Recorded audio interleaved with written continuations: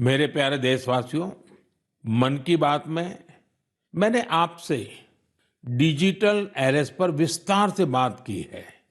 इसके बाद देश में डिजिटल अरेस्ट और डिजिटल फ्रॉड को लेकर हमारे समाज में काफी जागरूकता आई। लेकिन अभी भी हमारे आसपास ऐसी घटनाएं हो रही हैं जो अक्षम्य है। निर्दोष लोगों को डिजिटल अरेस्ट और फाइनेंशियल फ्रॉड का निशाना बनाया जा रहा है। कई बार पता चलता है कि किसी सीनियर सिटीजन की जीवन भर की कमाई ठग ली गई। कभी किसी उन पैसों की ठगी हो जाती है जो उसने बच्चों की फीस जमा करने के लिए बचाए थे। कारोबारियों से धोखाधड़ी की खबरें भी हमें देखने को मिलती हैं। कोई फोन करता है और कहता है, मैं एक बड़ा अधिकारी हूं, आपको कुछ डिटेल्स शेयर करनी होगी। इसके बाद भोले भाले लोग ऐसा ही कर बैठते हैं। इसलिए आपका सतर्क रहना, जागरूक रहना बेहद जरूरी है। साथियों, आप सभी केवाईसी, नो योर कस्टमर, यानी अपने ग्राहक को जाने, इस प्रोसेस को तो जानते ही होंगे। कभी कभी जब आपको आपसे बैंक से केवाईसी अपडेट या री केवाईसी करवाने के मैसेज आते हैं तो मन में सवाल उठता है, मैंने तो पहले ही केवाईसी करवा रखी है, तो ये फिर क्यों? मेरा आपसे आग्रह है, झुंझलाइए नहीं। ये आपके पैसे की सुरक्षा के लिए ही है।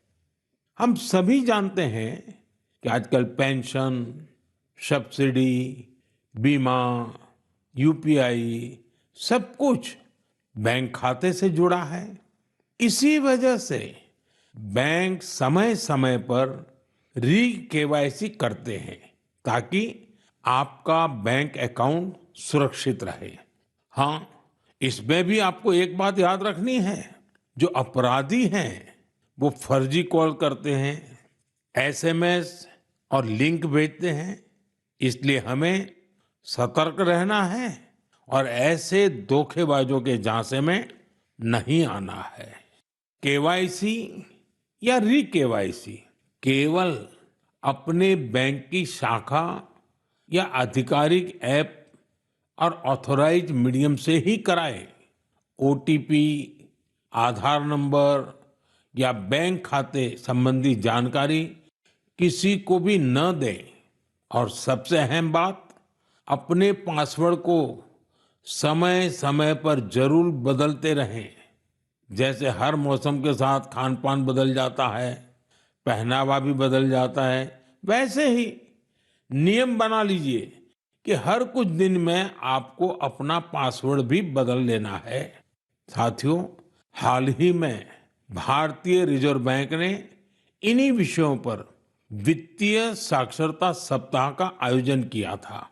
वित्तीय साक्षरता का ये अभियान अब पूरे वर्ष जारी रहेगा।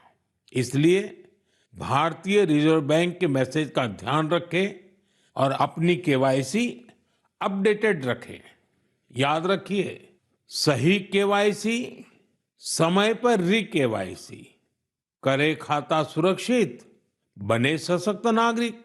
क्योंकि सशक्त नागरिकों से ही बनता है मजबूत और आत्मनिर्भर भारत।